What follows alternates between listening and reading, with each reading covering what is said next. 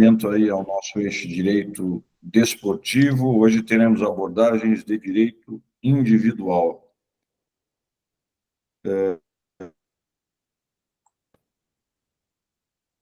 Não está? Então, Tarcísio, a palavra é sua, fique à vontade. Perfeito.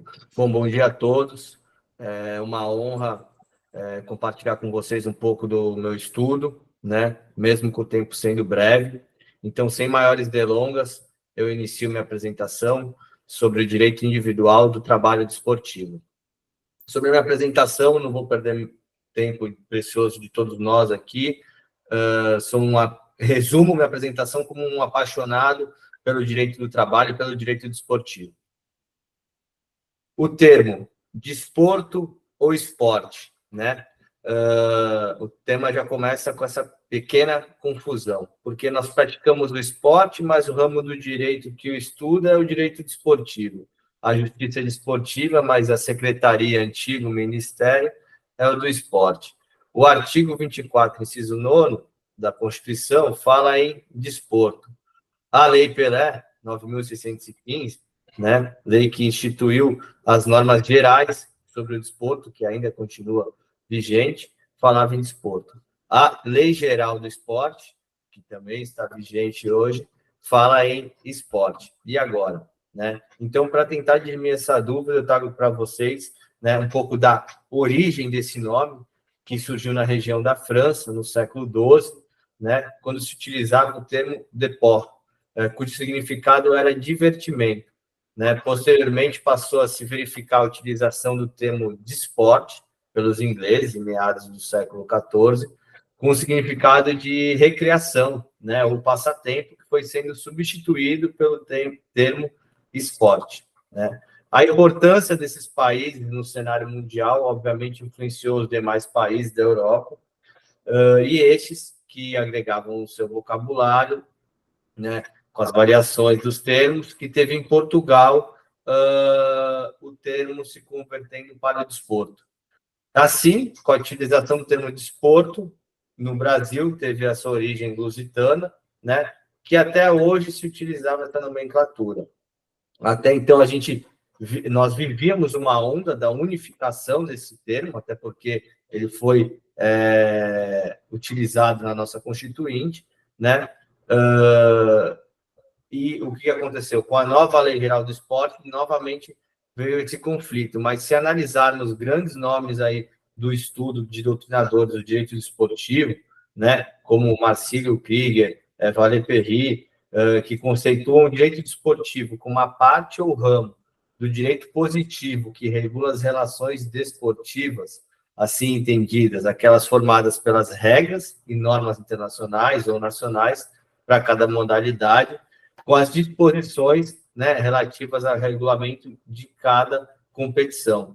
E desse breve conceito, me parece claro que o conjunto de regras, normas e leis será sempre o desporto, já a prática de uma modalidade, o esporte.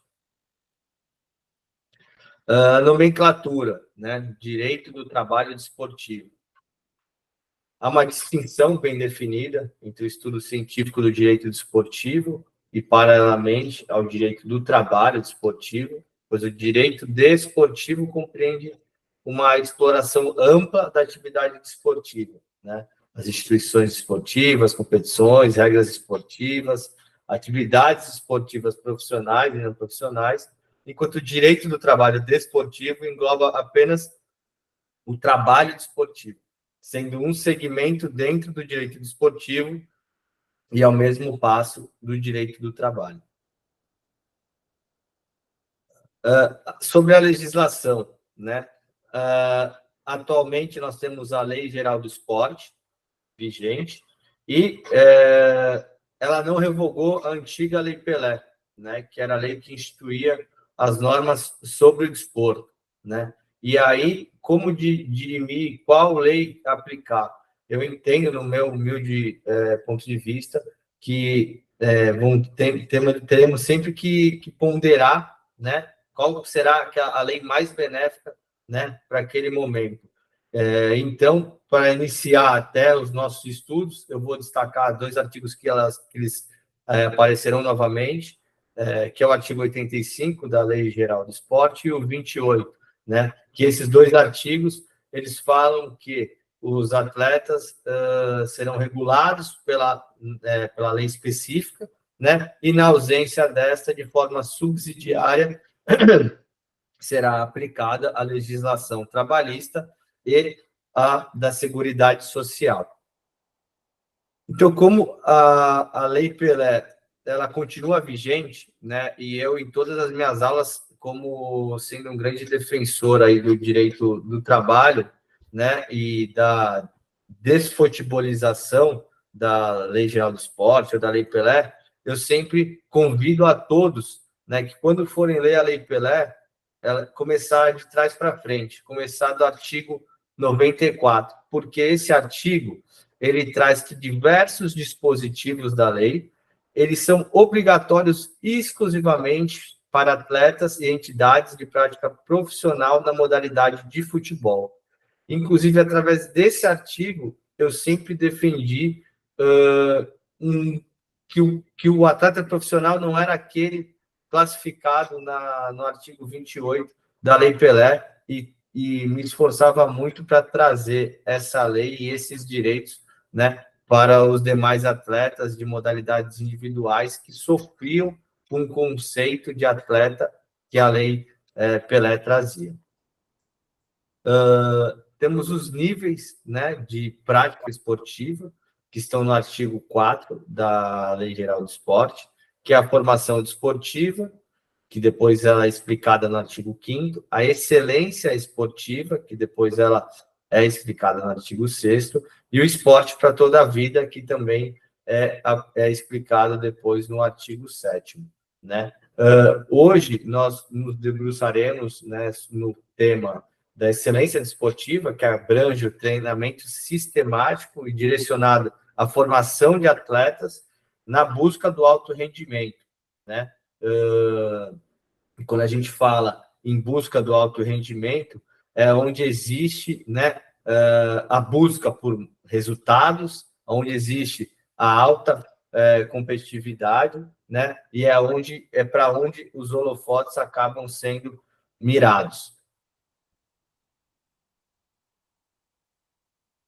Então, o que caracteriza o atleta profissional?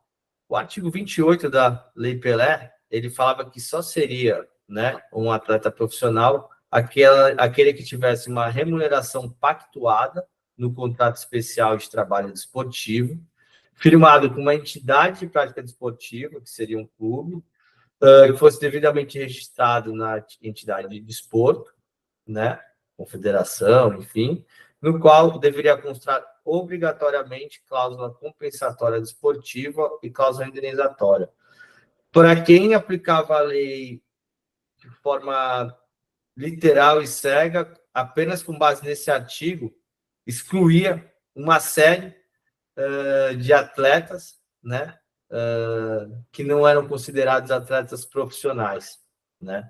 E aí vem a Lei Geral do Esporte e traz, né, no seu artigo 72, que considera-se atleta profissional o praticante de esporte de alto nível que se dedica à atividade esportiva de forma remunerada e permanente e que tem nessa atividade a sua principal fonte de renda por meio do trabalho, independente da forma de como recebe a sua remuneração. Eu destaquei o independente de como recebe a sua remuneração, porque, no meu ponto de vista, aqui nós começamos a ver, né, o que vem sendo uma tendência, infelizmente, hoje nos nossos tribunais superiores, que talvez seja uma tentativa de esvaziar, né, a nossa justiça do trabalho, né? Então, ele já começa a dar sinais, né, que serão possíveis algumas formas de remuneração para o atleta profissional, que não aquela relacionada ao salário. Os principais princípios do direito do trabalho que são aplicados no direito desportivo, que é o princípio da proteção, né, e até a gente pode utilizar desse princípio quando estivermos na dúvida, né, de qual lei aplicar. Putz, vou aplicar a Lei Pelé, eu vou aplicar a Lei Geral do Esporte, então o princípio pode ser uma saída, né? O princípio da irrenunciabilidade e irredutibilidade, o princípio da continuidade, o princípio da primazia da realidade e o princípio da liberdade. O princípio da continuidade, né, ele evita, no sentido de evitar, né, uma dispensa imotivada, né, e é óbvio que a permanência de um atleta por um longo período, né, em determinado clube, muitas vezes até pode ser prejudicial, mas é mais nesse sentido de evitar a dispensa imotivada, até porque os contratos diferentes, né, da nossa regra de direito do trabalho, eles são contratos por prazo determinado. Da análise legislativa, né? Eu separo em 3 períodos, né? Os 2 primeiros marcados pelo caráter intervencionista do Estado, né? Sendo o primeiro dele de 1932 a 1945 e o segundo de 1946 até a Constituição. E aí eu destaco para vocês que em 1930 surgem vários jogadores, né, brasileiros. Existe um grande assédio dos times europeus e, por força da profissionalização do esporte no Brasil, estava perdendo os seus atletas, né, sem receber nenhum níquel, né, por isso acaba trazendo uma profissionalização, né? E aí também, a título de curiosidade, eu trago que houve a promulgação do Decreto-Lei 10.409, de 39, no qual tivemos o Estado de São Paulo, uma das primeiras normas a abordar o seguro e a previdência de modalidades esportivas, né, mas tão somente no Estado e não a nível nacional. Depois, em 61, o presidente da República, Eugênio Quadros, promulgou o Decreto 51/08/61, que disciplinava o horário da prática das competições esportivas e a participação dos atletas nas partidas de futebol. Nesse preâmbulo se observava a preocupação, né, do legislador com questões até então nunca tangenciadas pelo poder público, como saúde, bem-estar, né, dos atletas. A primeira norma que abordou o tema jornada de trabalho no futebol foi a Lei 6.354 de 76, que adotou especificamente, né, nas questões envolvendo as relações de trabalho do atleta profissional de esporte. E aí nós vamos vendo que muitas da legislação esportiva ela vai girando, né, em torno do esporte, seja por conta da movimentação financeira e até pela própria, né, magia ali do esporte, né? E aí nós temos um terceiro período, que é após a promulgação da Constituição Federal, né, onde consta, né, a prática esportiva. Depois, em 2011, né, pela Lei 12.395, houve uma alteração no que tange a jornada de trabalho também dos atletas de futebol. E agora, em 2023, com a nova Lei Geral do Esporte, né, novamente, uma nova modificação no que tange ao horário noturno, que também, do meu ponto de vista, veio para falar, existe horário noturno, mas praticamente, né, afastando o adicional noturno, porque a previsão, diferente da CLT, né, é que considera o horário noturno aquele entre as 23h59 e as 6h59. Né? Qual a chance de um atleta, né, nacional participar de uma partida ou de algum jogo nesse horário? Então, existe a previsão, mas a chance dela ser aplicada, né, acaba ficando ínfima, e caso seja extrapolado, e caso entre no horário noturno, haverá um acréscimo de 20% sobre o valor da hora diurna. Os sujeitos do contrato de trabalho, né, especial, tem um atleta profissional ou auxiliar desportivo, e nós temos também a entidade de prática desportiva. O atleta empregado é aquele que praticar atividade esportiva de forma subordinada ao empregador, prestando serviço pessoalmente, com habitualidade, né, mediante pagamento de salário.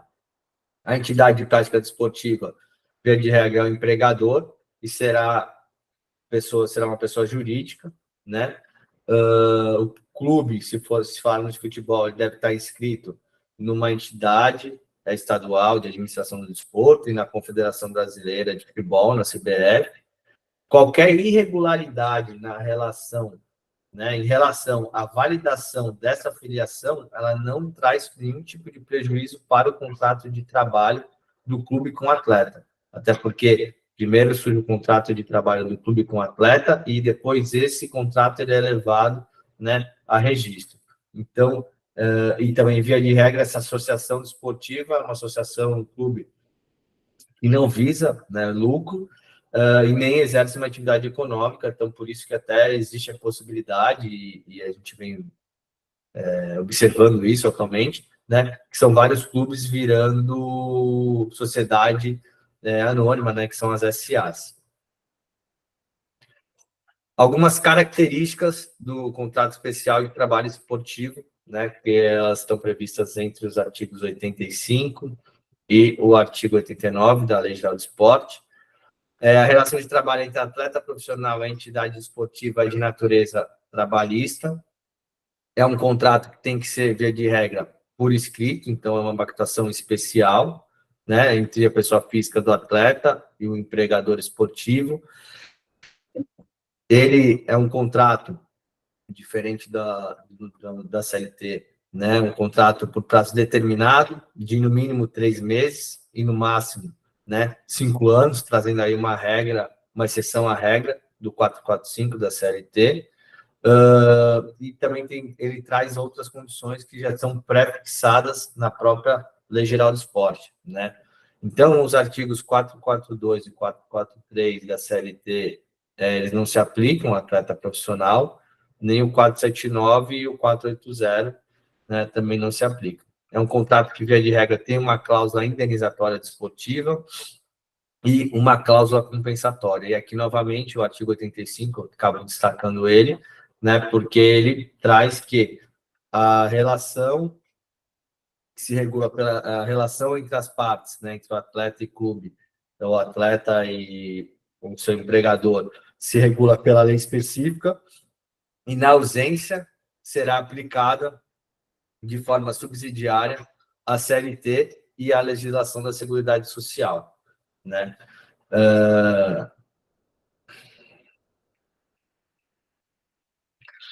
Da renovação, né, do contrato de trabalho. Ele é um contrato, como eu falei, um contrato por prazo determinado, de no mínimo 3 meses, no máximo 5 anos, né? Na legislação não existe qualquer óbice para renovação desse contrato, né? Existe uma preferência do clube formador do atleta em firmar o primeiro contrato especial de trabalho desportivo, que aí tem algumas regras específicas que eu acredito que eventualmente será exposto por algum colega, né? Então, esse clube formador, ele consegue renovar o primeiro contrato com uma duração máxima de 3 anos, né? E na hipótese de recusa do atleta ou de assinar esse contrato com outra entidade esportiva sem anuência do clube formador, a lei acaba fixando um parâmetro de cobrança de uma indenização. A renovação automática, né, renovação unilateral. A renovação automática, ela exige, né, ela pressupõe que existe um princípio da boa-fé objetiva, não pode configurar condição puramente potestativa, e tem diversas decisões nesse sentido, né, onde não fica configurado a questão do contrato puramente potestativo, né, ele fica configurado, na verdade, potestativo, puramente potestativo, né, e aí ele acaba sendo considerado nulo, né, então tem que estar muito bem definido, de forma clara, o prazo, o salário e as demais condições. Já a renovação unilateral é aquela conhecida como contrato de gaveta, que é totalmente prejudicial ao atleta, né? Que acaba até a gente fazendo uma analogia de uma condição análoga aí de escravo. Por conta do tempo, né? Eu trouxe algumas jurisprudências, mas os slides ficarão disponibilizados para vocês, né? Então, eu não vou acabar lendo aqui, embora sejam jurisprudências muito, muito ricas, né? Sobre o vínculo desportivo, o artigo 28 da Lei Pelé, ele fala que, no parágrafo 5º, que o vínculo desportivo do atleta com a entidade de prática desportiva contratante constitui-se com o registro do contrato especial de trabalho desportivo na entidade de administração do desporto, tendo esse natureza acessória ao respectivo vínculo empregatício. Então, como eu falei, existe primeiro o contrato de trabalho esportivo, e aí depois, quando esse contrato ele é levado a registro, e aí sim nasce, né, o vínculo desportivo. O artigo 86 da Lei Geral do Esporte, no parágrafo 8º, ele traz que o contrato especial de trabalho esportivo vigerá independente do registro de organização esportiva e não se confundirá com o vínculo esportivo, né? Chancelando o que a Lei Pelé já falava. Aqui eu acabei trazendo um destaque para vocês, né? O que o artigo 86, parágrafo 9º da Lei Geral do Esporte traz? Que não constituirá nem gerará vínculo de emprego a remuneração eventual de atleta de qualquer modalidade por participação em prova ou partida, inclusive as premiações por resultado alcançado, concedidas eventualmente, e bem como a percepção de auxílios nas formas de bolsa ou de remuneração, não permanente por meio de patrocínios, ou direito sobre a exploração comercial de sua imagem em razão de desempenho superior ao ordinariamente esperado no exercício de suas atividades, bem como a percepção de auxílios na forma de bolsas ou de remuneração não permanente por meio de patrocínios ou direito sobre a exploração comercial de sua imagem. Eu destaco esse artigo, né, esse parágrafo, na verdade, eu acho que é onde nós devemos nos atentar, porque aqui é onde acontecem as fraudes, né?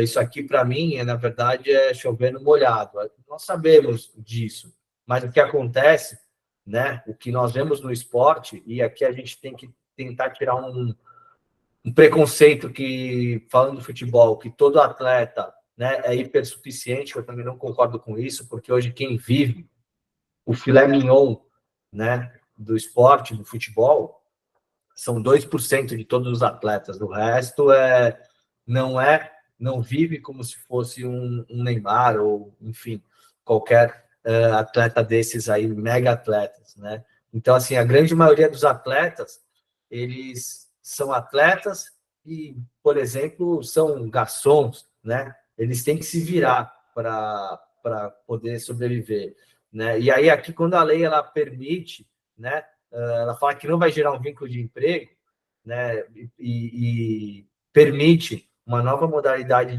de contratação, né, para o esporte individual, ele acaba sofrendo ainda mais, porque a gente vê muito contrato de imagem, muito contrato de patrocínio, onde esse contrato ele tem a sua finalidade desvirtuada. E é aí que estão as fraudes, né? Porque ele não está só sendo pago ali como um patrocínio de fato, né? Existem várias exigências atrás desse contrato. Existe exigência de postagem em rede social, né? Esse atleta ele tem que ser um influencer, além de ser atleta, e cumprir uma série de requisitos, né? E aí muitas vezes acaba se confundindo com os requisitos do artigo 2º e 3º, né, da CLT, e nós vemos aí uma maneira, né, dos clubes ou dos empregadores tentarem fugir, né, e desvirtuar da forma da contratação, né, da CLT. Então, eu quis destacar isso, porque é um artigo que a gente não pode ignorar de maneira alguma, né? Então, indo para o próximo slide, o direito dos direitos trabalhistas do profissional está no artigo 97 da Lei Geral do Esporte, né?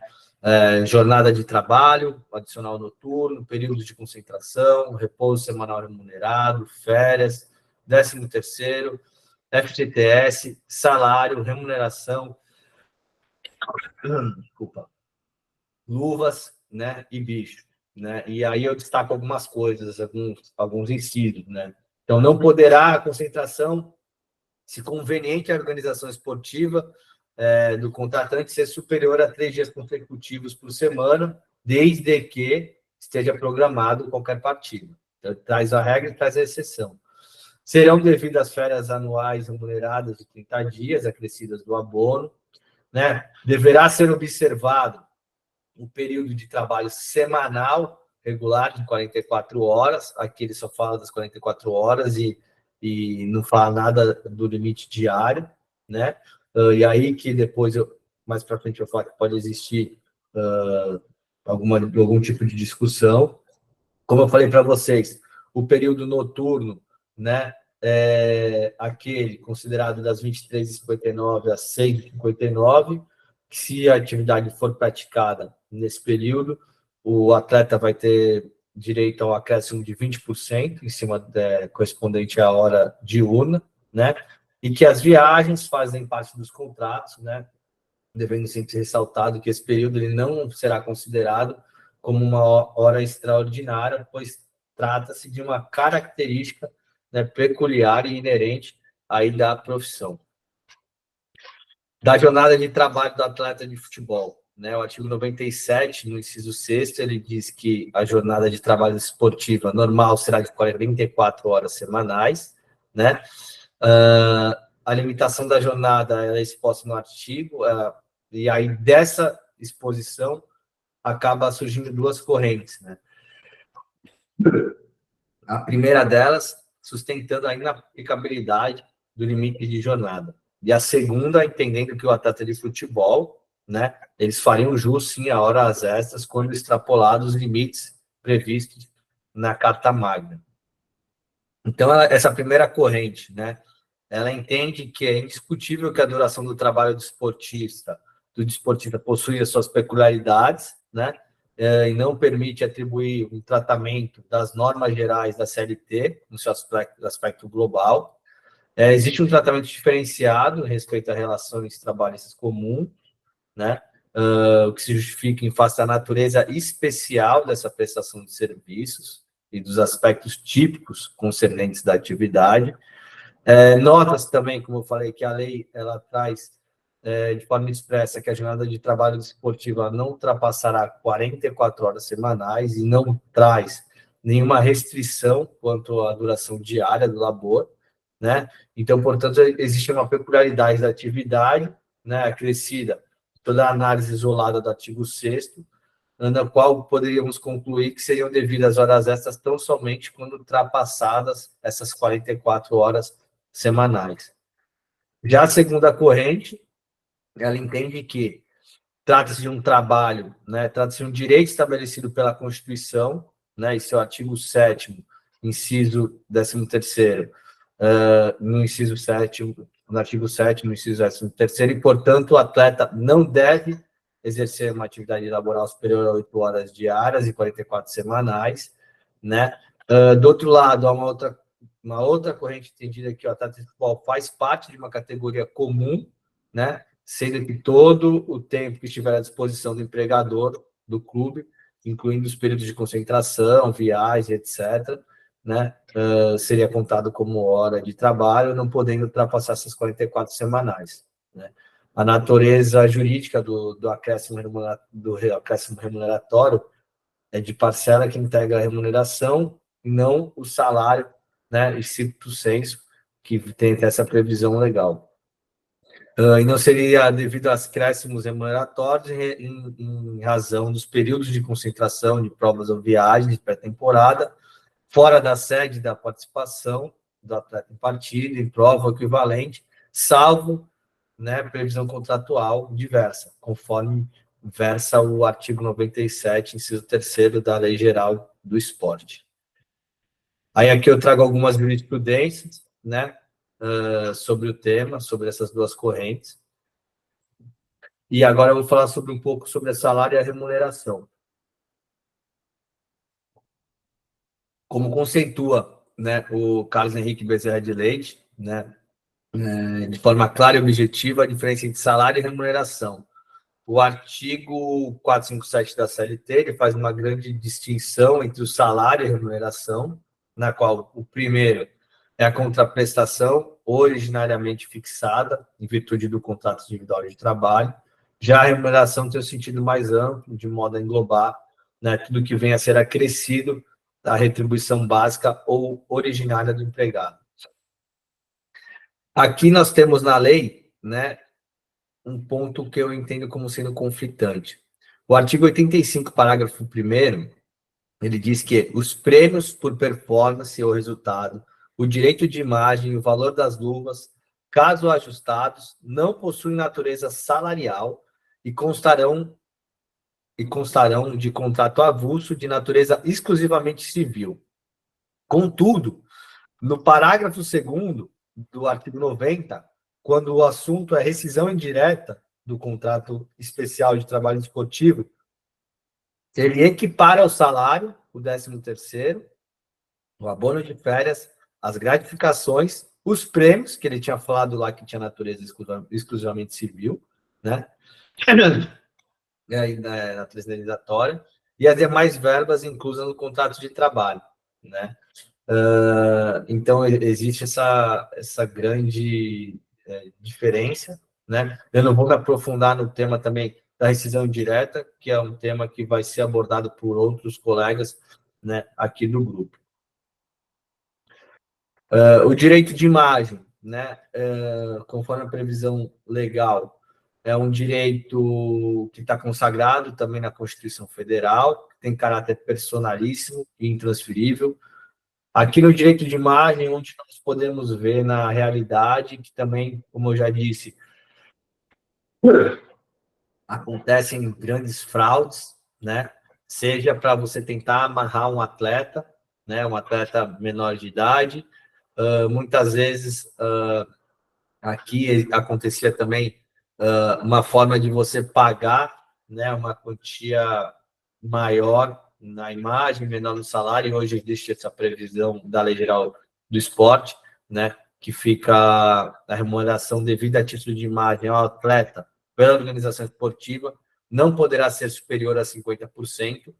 Eu sou uma pessoa que defende muito a questão do princípio da primazia da realidade, né, e eu acho que não poderia ser engessado isso, acho que cada caso deveria ser analisado, né, e eu sempre trago como exemplo o Ronaldo quando veio para o Corinthians, né?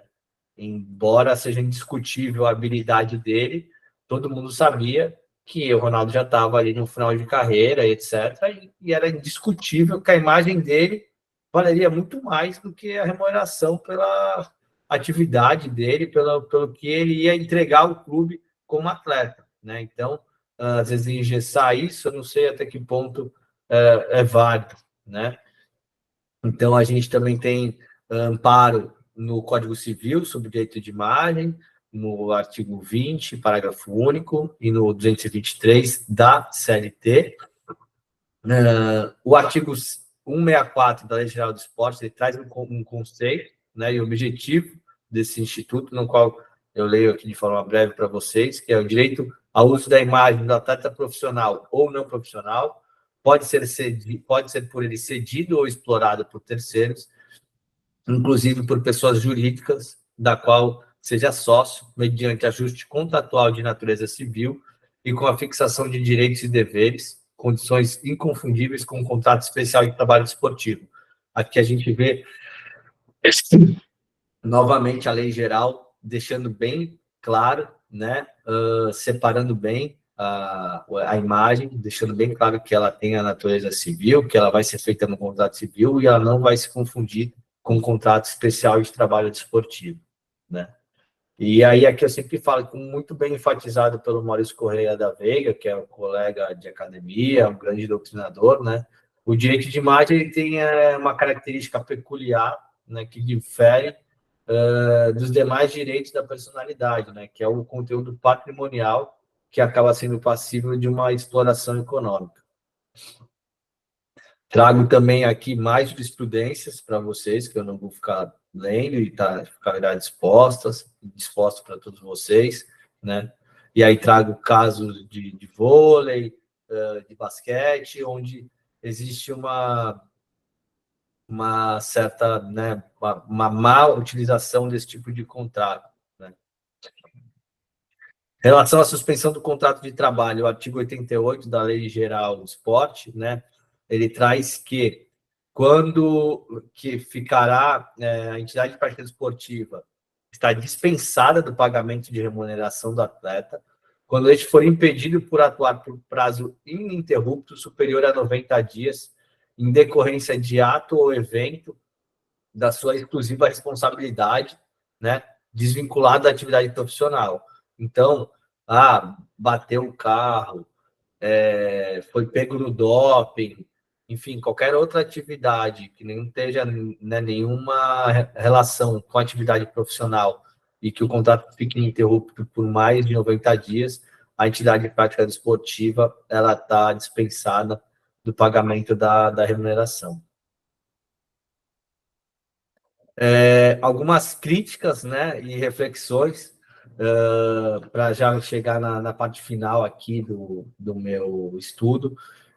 Se vocês todos lerem a nova Lei Geral do Esporte, né, a gente vai destacar alguns artigos agora que vão ficar bem claros, que o que me parece, né, é que seguindo uma tendência aí dos tribunais superiores, né, acaba acontecendo algumas coisas aqui que eu vou destacar para vocês, né, que acaba trazendo um retrocesso. Então, aqui, por exemplo, o artigo 70, embora ele seja maravilhoso, né, na sua literatura, no qual ele fala que no nível de excelência esportiva, as relações econômicas que advêm da prática do esporte devem basear-se nas premissas do desenvolvimento social e econômico e no primado da proteção do trabalho e da garantia dos direitos sociais do trabalhador esportivo e da valorização da organização esportiva empregadora.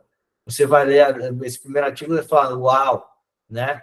Putz, acho que agora vai, né? Só que aí depois você vai lendo os artigos subsequentes e acaba vendo que não é isso que acontece, né? Então, assim, se andarmos um passo para frente e 2 para trás, nós não teremos avançado 3 passos, mas retrocedido a 1, né? E é justamente isso que está acontecendo hoje em dia com o direito do trabalho, nos últimos anos, na verdade, né? Com justificativas, na minha humilde opinião, pífias de modernização, de avanço, flexibilização, né? E a justiça laboral vem retrocedendo a passos largos, né? Então, recentes alterações legislativas e decisões judiciais, né, em especial da mais alta corte, vem fazendo com que o direito do trabalho acabe retrocedendo, né, não 1 ou 2 anos, mas talvez séculos, né? E aí trago aqui para vocês o artigo 71, onde eu vou destacar o trabalhador da área do esporte desempenha atividades laborais permeadas por peculiaridades e especificidades, estabelecendo relações com organizações esportivas, independente da sua natureza jurídica, por meio das formas previstas na legislação civil ou trabalhista. Esvaziamento, talvez, da justiça do trabalho. Considera atleta profissional, praticante de esporte de alto nível, que se dedica à atividade esportiva de forma remunerada e permanente, que tem nessa atividade sua principal fonte de renda por meio do trabalho. Novamente, destaco, independente da forma como receba a sua remuneração. O artigo 82 da Lei Geral do Esporte. A atividade assalariada não é a única forma de caracterização da profissionalização do atleta. Parágrafo único.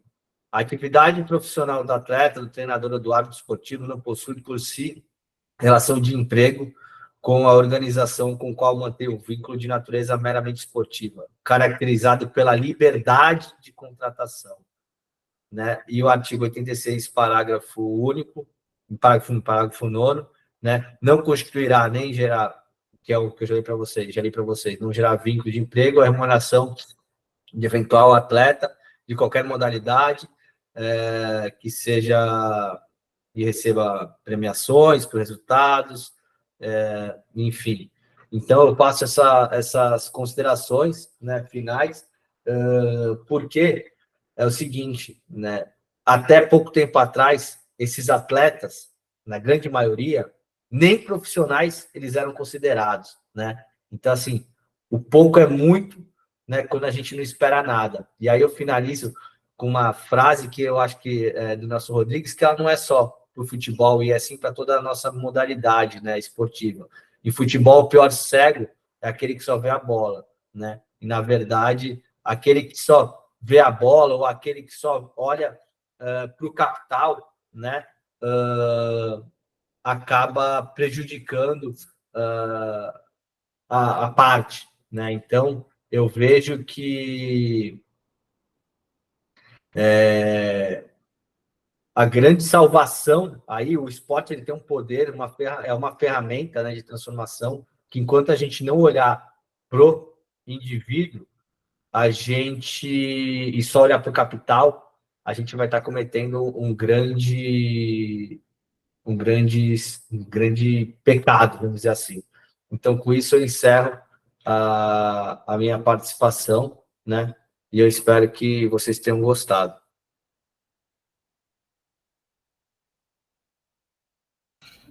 Muito bem, Tarcísio, excelente, bem didático, uma belíssima apresentação para começar aí os conteúdos do eixo neste ano. Eu pergunto ao Devanildo se há mais alguma apresentação hoje ou se seria somente esta. Professor, o Léo está aqui presente, inclusive eu estava tão atento à questão da elaboração do formulário que eu não prestei atenção à mensagem que você escreveu. O Léo está aqui e ele fez toda a organização, e pelo que me parece, eu acho que por hoje seria o Tarcísio. Eu vou passar a palavra para o Léo seguir com o senhor. Bom, vamos lá. Professor Guilherme, muito obrigado. Eu estou aqui desde o início, você não me viu, e eu acho que quando você me perguntou se eu estava, eu acho que o seu sinal falhou, e aí me fugiu isso. Então tá e bom. o Tarcísio, mas tá jóia, até porque a intenção Por favor, era assuma aí os debates. Tá bom, tá bom. A intenção era realmente já passar a palavra ao nosso amigo Tarcísio, então eu não quis interromper. Mas eu também corroboro das suas palavras, acho que foi uma apresentação muito didática, claro que muito desafiadora, né? Porque o tema é muito amplo, o tema é muito amplo e o tempo é muito curto.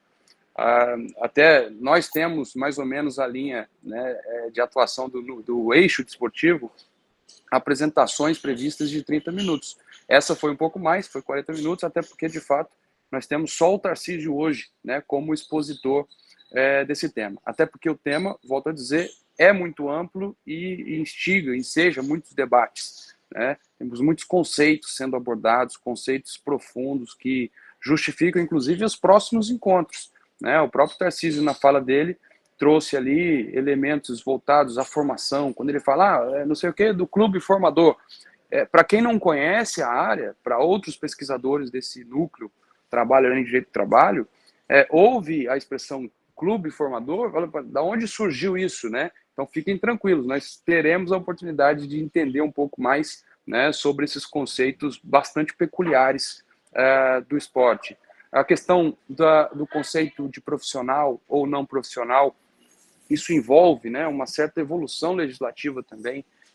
Há uma mudança significativa agora no âmbito da Lei Geral do Esporte, que foi trazida pelo Tarcísio. Enfim, são vários conceitos essenciais para o entendimento desse ramo que é tão especializado, né, que merece essa dedicação nossa de interpretação mesmo, porque, de fato, quando a legislação, que é muito nova, é muito recente, o Tarcísio trouxe ali o período de 1932 a 1945, depois 1946 em diante, períodos que são relativamente recentes.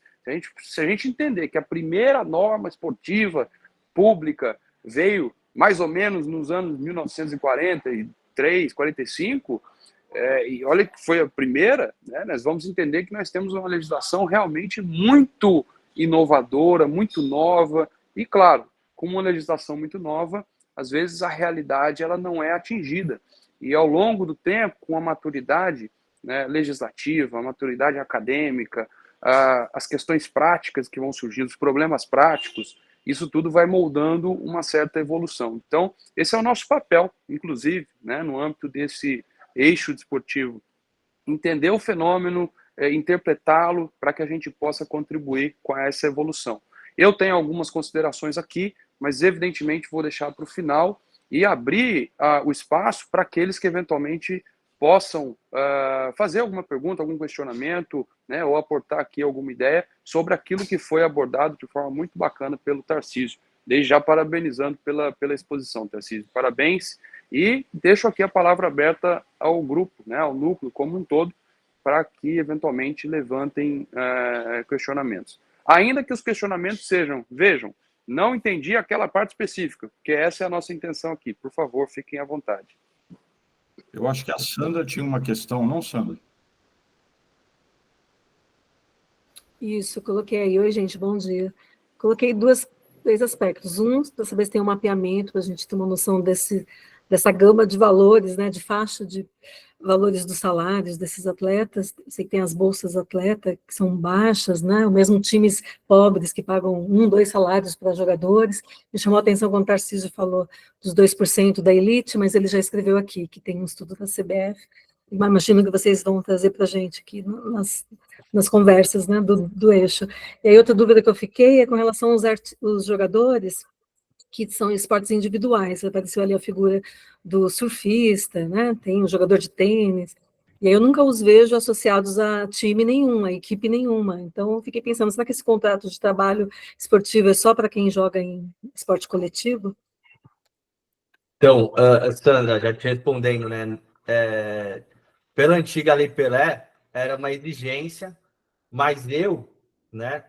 Talvez eu, um dos poucos, defendia que, com base na própria lei, lá no artigo 94, que essa era uma determinação para o atleta de futebol, né? Porque senão a gente acaba excluindo as demais modalidades. E aí, de forma muito sucinta, o Léo ouviu aí há pouco tempo eu trazendo esse exemplo, eu sempre me dediquei ao jeito do trabalho e, de repente, caiu no meu colo um caso de um atleta profissional de surf, né? Para quem não sabe, eu surfo também, tem quadro aqui, etc. E eu comecei a estudar o tema. E aí fui cair lá em Campinas, vendo as apresentações do Léo, enfim, e fui me apaixonando, né, pelo tema. E eu tive um caso emblemático aqui no escritório, né, desse atleta, que, no meu ponto de vista, ele tinha todos os requisitos do artigo 2º e 3º da CLT, tá? Como, Tarcísio, um atleta de surf tem os requisitos do artigo 2º e 3º da CLT? Você tá doido? Não estou doido, né? No site falava que ele era uma contratação única, né? Ele era o 42º no ranking internacional, dos melhores do mundo. Ele era um atleta muito esclarecido, né? E ele discutia com o patrocinador salário, nesses termos, salário, remuneração e ajuda de custo, tudo tabelado, tudo de forma muito organizada. Eu tinha mensagens no qual o dono da empresa falava: a partir de agora vocês vão se reportar para o chefe de equipe. E o chefe de equipe, eles estavam subordinados ao chefe de equipe, né? Eles tinham que seguir aquelas diretrizes todas. Eles tinham que usar a marca, senão eles tinham penalidade.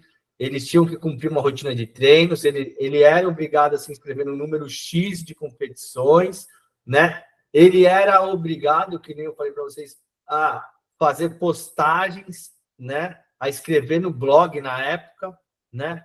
Ou seja, ultrapassando o que um atleta patrocinado faria.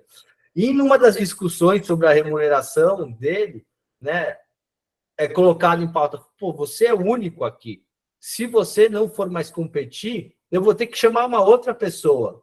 Pô, a pessoalidade, eu estava com todos os requisitos, né? E aí tinha uma questão da imagem também que foi cedida sem a anuência dele.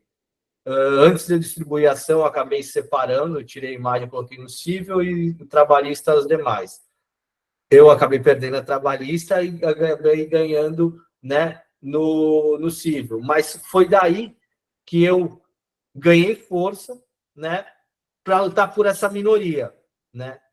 Quem é a minoria, Sandra? São justamente esses atletas que hoje, graças à nova Lei Geral do Esporte, eles são considerados atletas profissionais, porque até pouco tempo atrás nem isso eles eram considerados, né?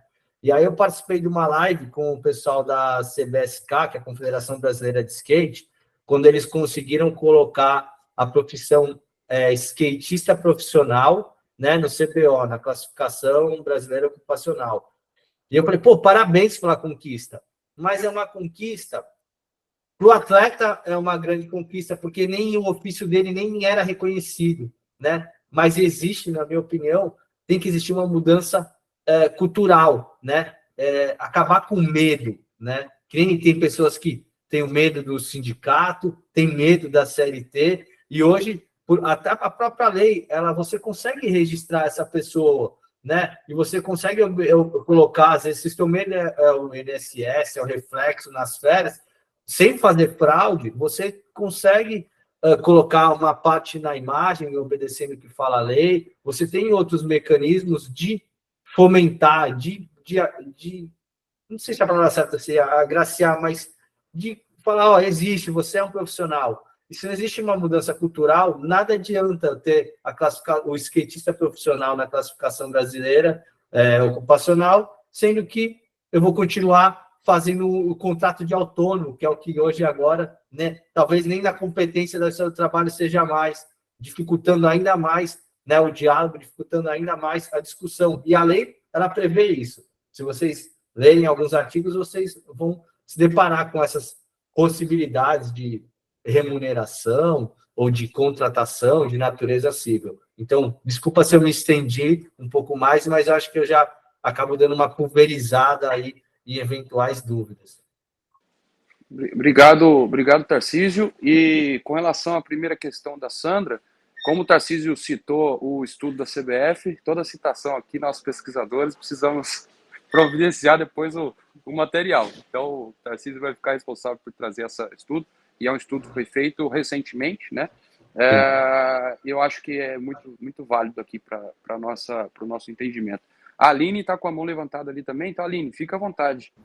Bom dia, pessoal. Primeiro, parabéns, Tarcísio, excelente apresentação, é muito esclarecedor.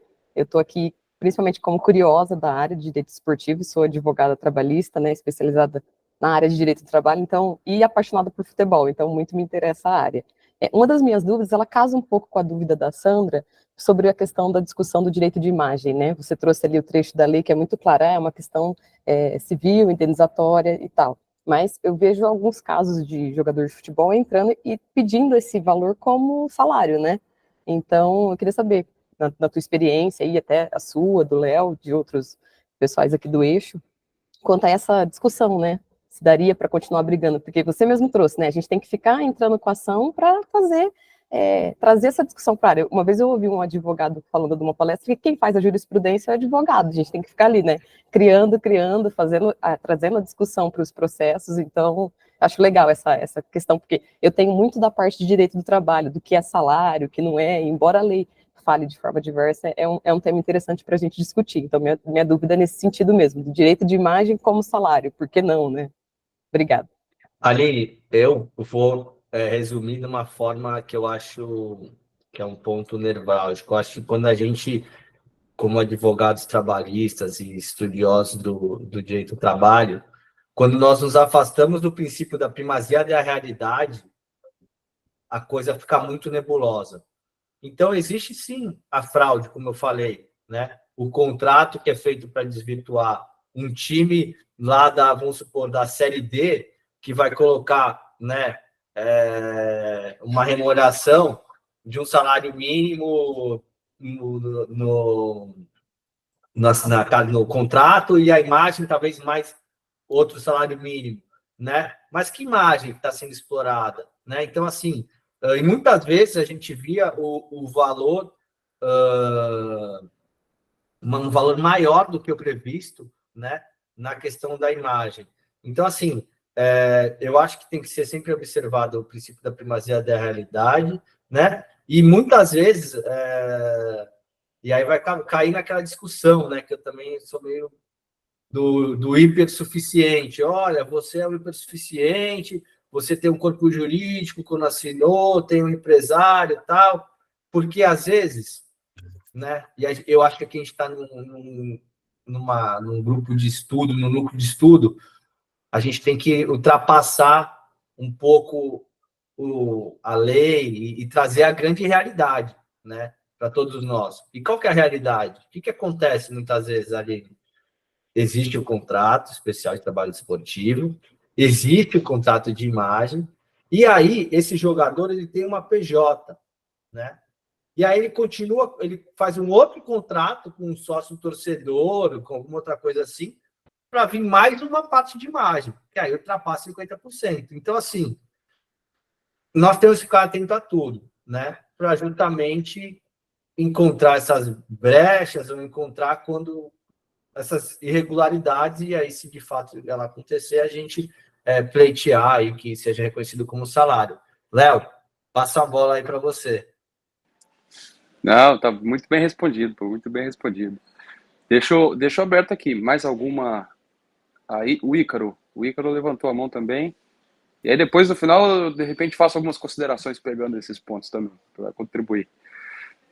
Ícaro e depois a Tatiana. Tarcísio, meus parabéns, muito bom. Agora, na sua explicação, Tarcísio, me gerou uma dúvida.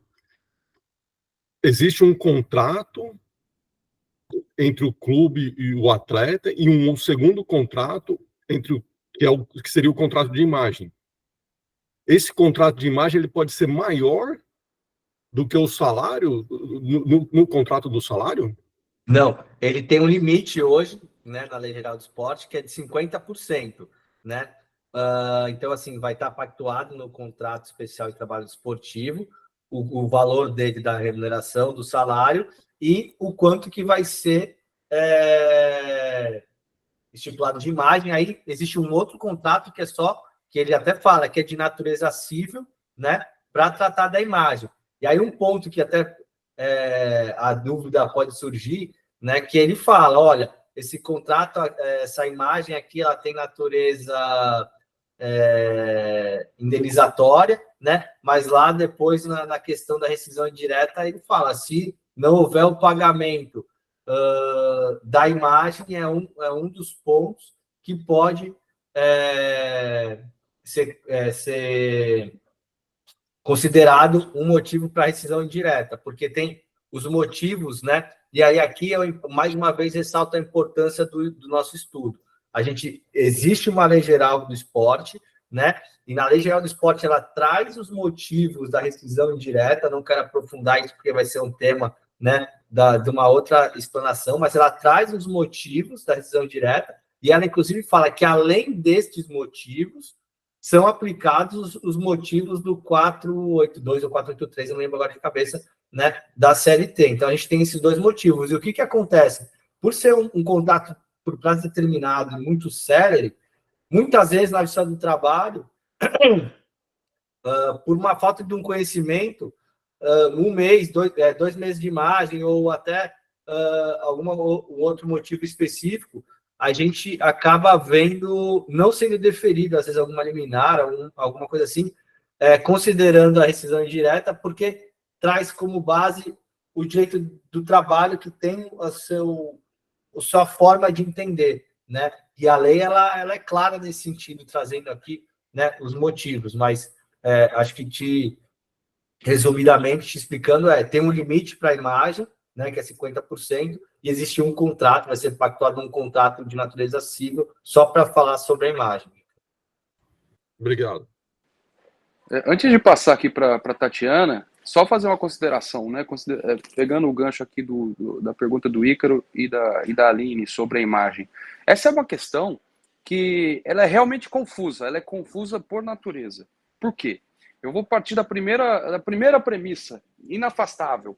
Vamos imaginar uma situação hipotética que o Santos Futebol Clube, hoje ou antes do rei do futebol falecer, queria, de repente, explorar a imagem do Rei Pelé, né? Como atleta, ex-atleta do Santos Futebol Clube. Pelé já não jogava mais, não tinha contrato de trabalho com o Santos, evidentemente, mas poderia, evidentemente, contratar com o Santos para que o Santos pudesse explorar a imagem do atleta. Essa premissa é importante por quê? Porque o direito de imagem é um direito fundamental, um direito personalíssimo, né? Qualquer pessoa que queira, de alguma forma, ceder o uso da sua imagem, né, para uma certa exploração, o fará de forma legítima, até porque isso naturalmente vai reverter também em termos financeiros. Né? É uma forma de ingresso, né, de receita para essa pessoa que tem a sua imagem explorada. Então, é uma premissa legítima e ela não necessariamente, portanto, ela está atrelada ao contrato de trabalho. Né? Não há contrato de trabalho, mas pode haver um contrato de imagem. O que a mente humana foi fazendo ao longo do tempo? Opa, se eu posso contratar imagem, e se eu posso contratar, né, eu tenho um contrato de trabalho, por que não jogar mais peso na imagem? Porque no final o atleta vai receber do mesmo jeito, né? Então vamos jogar mais peso aqui porque o imposto é menor, os encargos são menores, ou nem existem, etc. A gente abre uma empresa, porque na pessoa jurídica o imposto é muito menor ainda.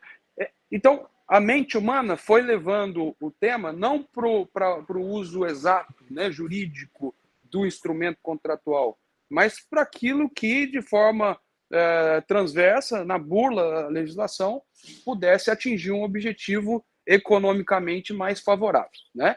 Daí vem a questão da fraude. Isso começou lá com o caso Luizão, né, no Corinthians, quando o Luizão falou, olha, eu quero me desvincular do clube, eu quero ir para outro lugar, quero para jogar, de repente, fora do Brasil, e eu estou vinculado a um contrato de trabalho. Como é que eu faço?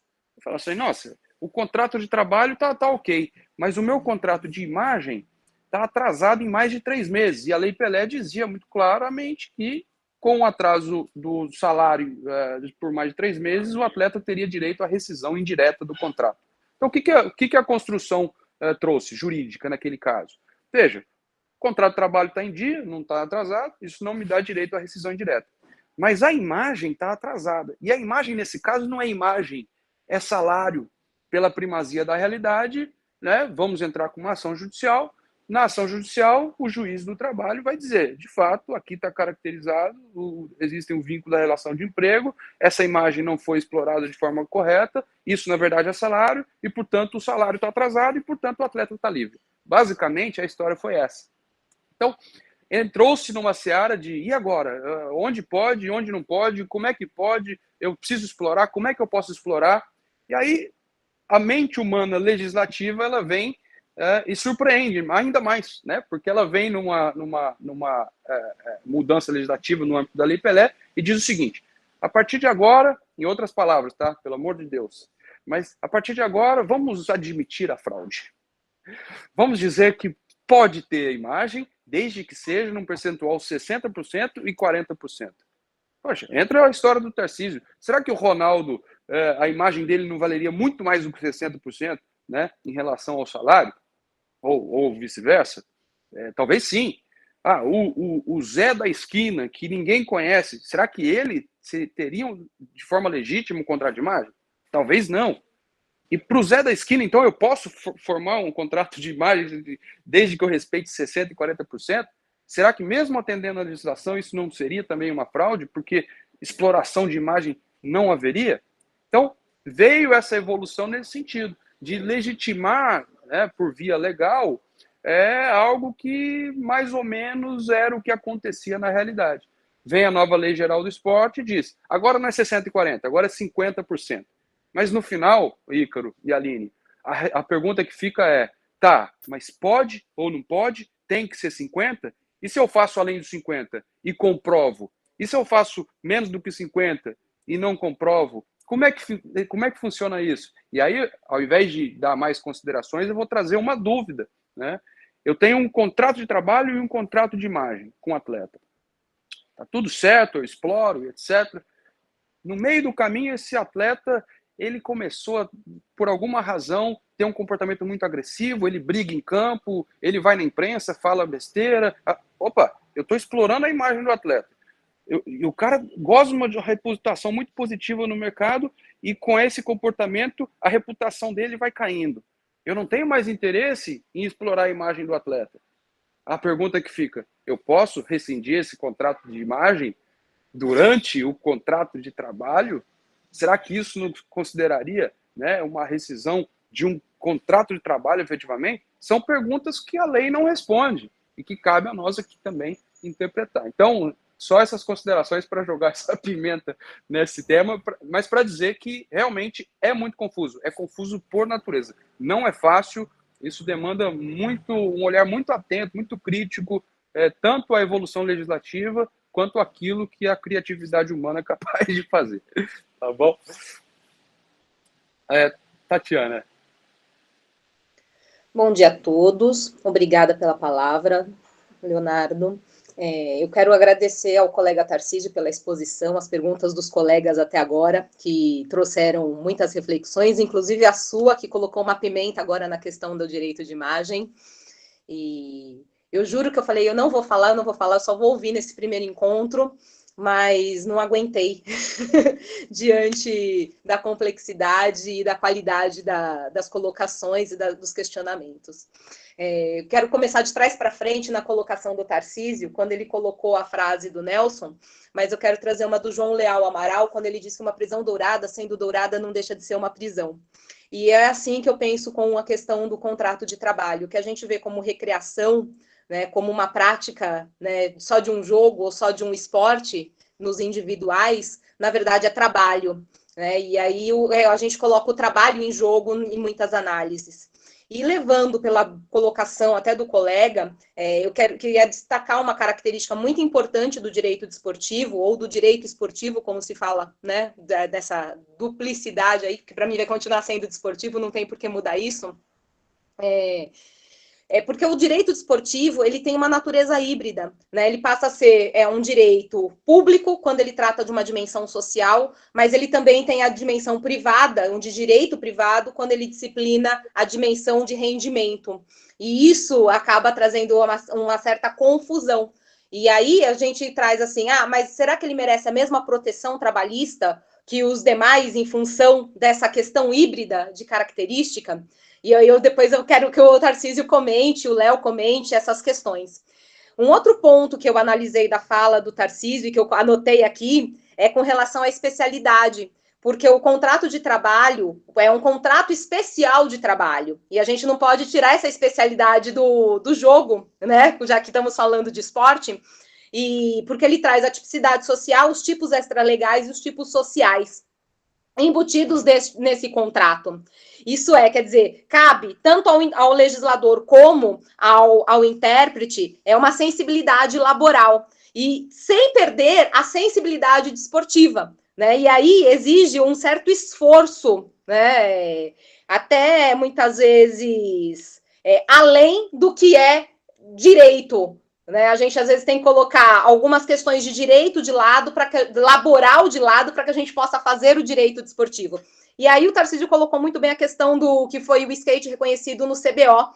E aí vem uma outra discussão depois do reconhecimento da CBO, que foi quem vai ser responsável por esses contratos dos skatistas, se vai ser a parte que cuida realmente dos skates ou que cuida de hóquei, né? Qual é a confederação que vai estar cuidando desses atletas? Porque vem questões tributárias, questões de recursos financeiros governamentais que acabam implicando, de uma certa forma, nessa forma de contrato.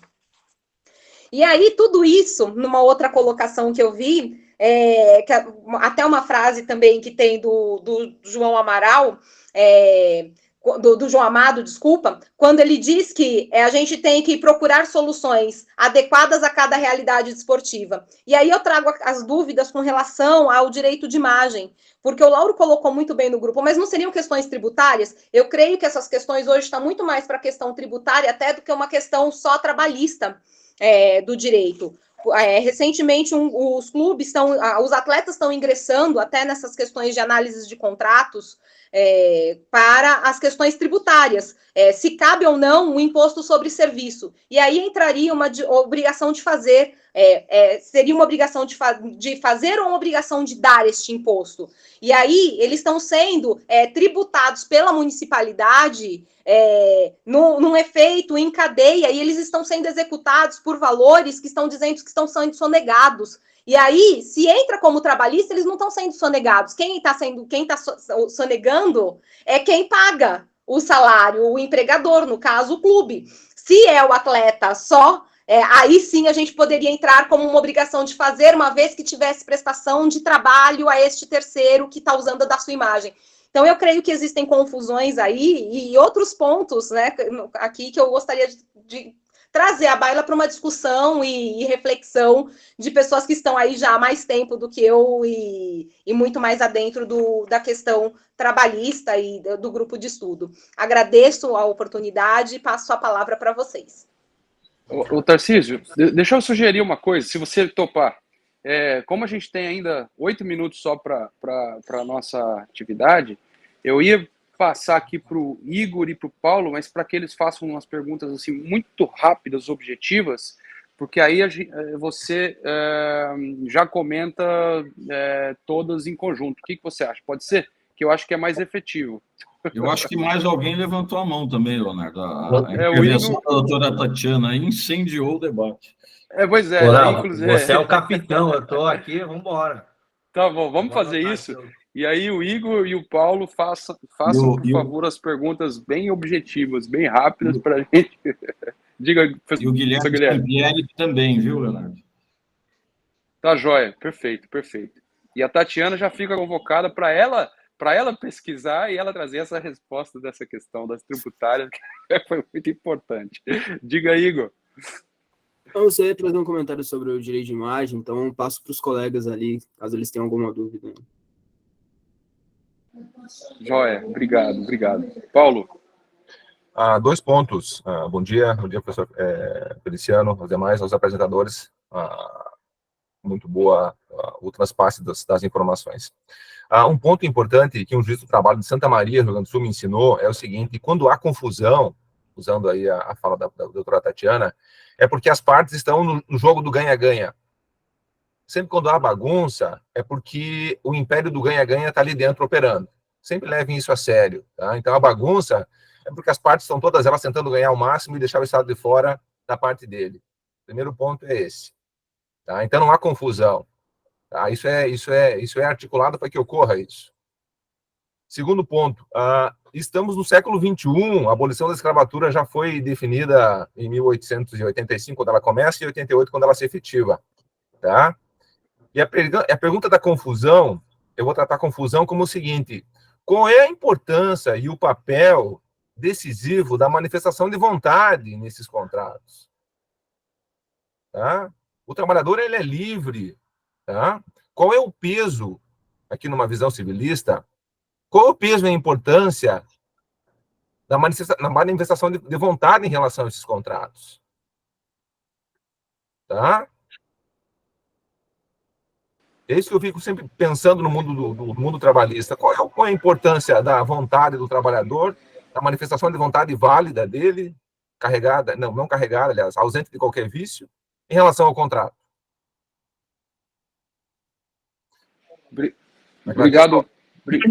Obrigado, Paulo. O Guilherme, e aí depois a gente já passa ao Tarcísio para a resposta. Acho que é o Guilherme que queria comentar, né?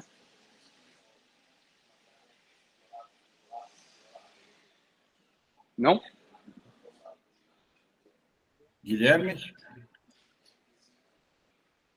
Deve estar com algum problema no áudio. Acho que liberou. Tá bom. Liberou. Diga lá. Eu queria, na verdade, complementar o posicionamento do Paulo com relação à liberdade, que foi pontuado lá no começo da apresentação, que o princípio da liberdade é um requisito, né, do direito desportivo.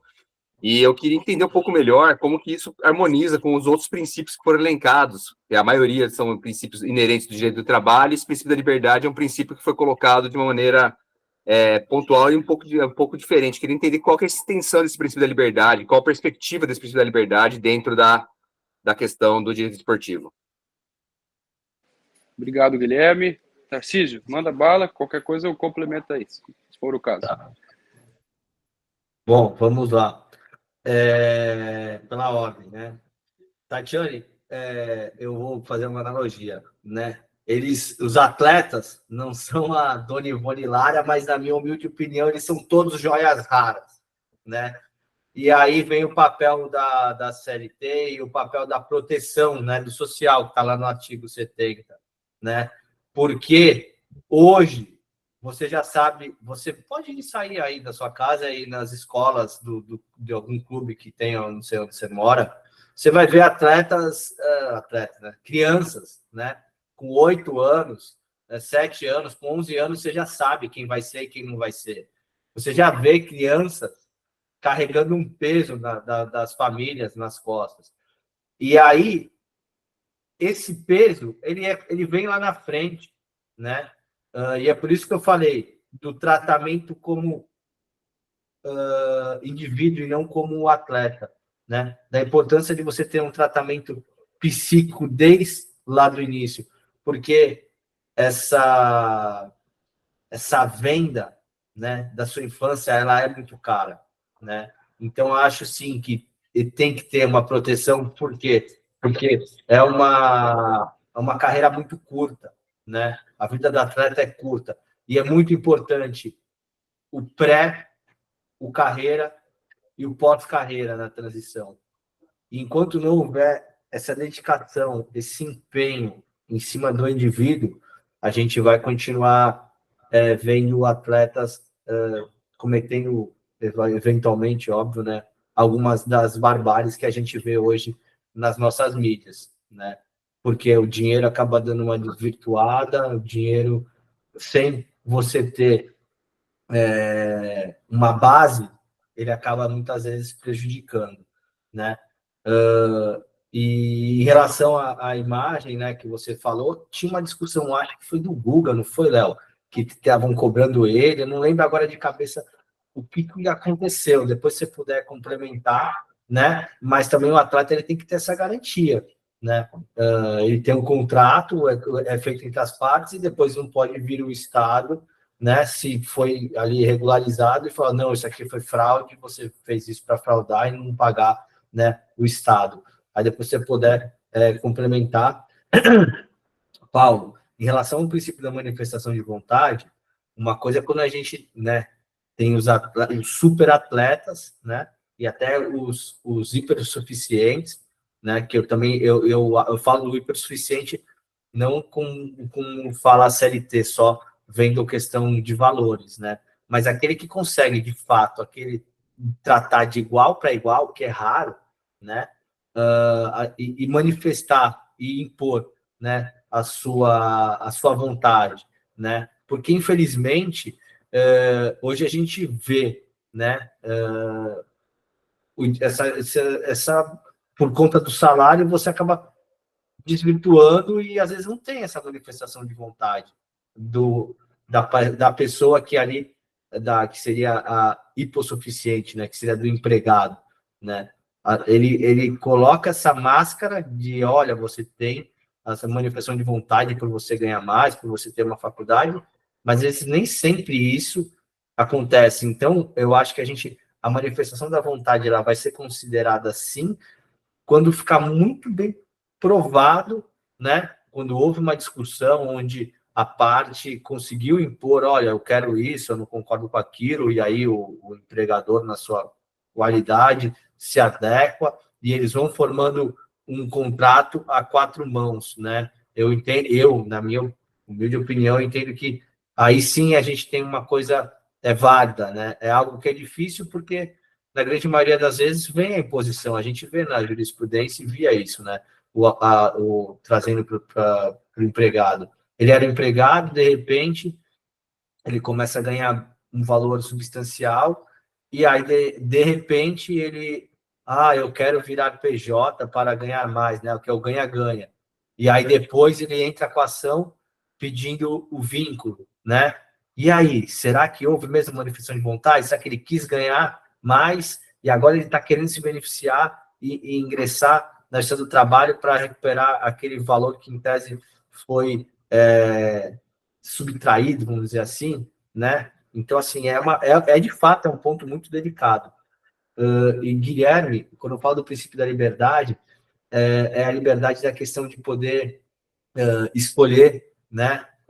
O time, escolher a saída, a questão da rescisão indireta, que muitas vezes, até na época do passe, como o Léo comentou, o atleta ficava preso, né, ao clube e não podia sair. Teve um caso emblemático que a gente até falou no lançamento do livro agora, acho que era um caso do Fabrício, né, o Léo, que ele tratou, que...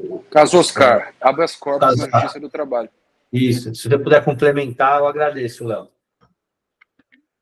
Vamos lá. Obrigado, Tarcísio, obrigado pelas perguntas. Como a gente já atingiu o horário, faço só 2 comentários bem rápidos, sem prejuízo da gente retornar, até porque é cíclico mesmo esse tema, nos próximos encontros, né? Aliás, agradeço ao Igor a compreensão, ele vai também ter a oportunidade de apresentar e ele traz também essas reflexões. Mas essa questão tributária, por exemplo, ela é o cerne da questão e ela atinge, inclusive, o questionamento do Paulo e a complementação do Guilherme. Por quê? Porque, imagina, as partes, né? A autonomia da vontade das partes, que já se viu aí, é um pouco mitigada. As partes se juntam e vão lesar o Estado. Por outro lado, e aí isso é muito claro que é superficial o que eu vou dizer, merece aprofundamento, mas o Estado ele não é claro, porque muitas vezes decisões do próprio Estado, do ponto de vista laboral e do ponto de vista tributário, pegam o mesmo fato e vão por caminhos interpretativos distintos. E aí, no final das contas, o que acontece? Um atleta que, eventualmente, de forma legítima, contratou por uma modalidade contratual, depois pode ter um problema no âmbito tributário, no CAF, etc., por uma irregularidade fiscal. Isso aconteceu com o Guga, aconteceu com outros atletas, e é um problema que precisa, de fato, ser resolvido, né? E só para finalizar, a questão da liberdade, a questão da hipossuficiência, a questão... Isso, mais do que nunca, chegou a hora de a gente tentar mudar, né, ou tentar ampliar um pouco a cultura da negociação coletiva no esporte brasileiro. Nós não temos, e é extremamente importante, né? Acho que a gente pode tratar essa questão específica da liberdade num encontro também envolvendo esse tema da negociação coletiva. O diálogo social no esporte é algo, e sobretudo no futebol, enquanto atividade econômica, é algo essencial. E eu acho que a gente precisa tratar isso. E isso responde, de repente, a provocação do Guilherme em termos de compatibilidade, né? Como é que compatibiliza? E talvez a negociação coletiva seja um expediente muito importante e eficaz para isso. São essas as considerações que eu queria fazer, até porque nós ultrapassamos o horário. Teria muitas outras, né? Mas eu acho que a gente vai ter oportunidade de avançar nesses estudos. De modo que eu agradeço, parabenizo ao Tarcísio, agradeço aos questionamentos feitos, a paciência de todos, principalmente pelo problema técnico que nós tivemos no início da nossa reunião, né? E agradeço ao professor Guilherme pelo espaço também. Não sei se o professor Guilherme está aqui, se quiser, por favor, encerrar a atividade. Léo, eu é que agradeço. Tá, foi um dia, uma manhã muito rica. Eu até já postei algumas coisas que foram enviadas no grupo de WhatsApp do Eixo para o grupo geral. Eu peço, viu, Tarcísio, se possível, que lance lá também a sua apresentação, gere um PDF, né? E lance lá a apresentação para que os colegas tenham acesso. Vamos colocar isso também nos arquivos do núcleo. E acho que começaram com o pé direito. Muito bom, né? Para este pontapé inicial aí, podemos dizer que o jogo será excelente e vamos em frente. Daqui a 15 dias temos um pouco mais. Tá, professor, só um instante, desculpa te interromper, mas não é fazendo um jabá, é muito real isso, né? Esse livro aqui, que foi organizado pelo senhor, pelo Léo, pelo Elton, em homenagem ao Manos, né, e ao professor Valmir, é um livro, de fato, muito rico, né?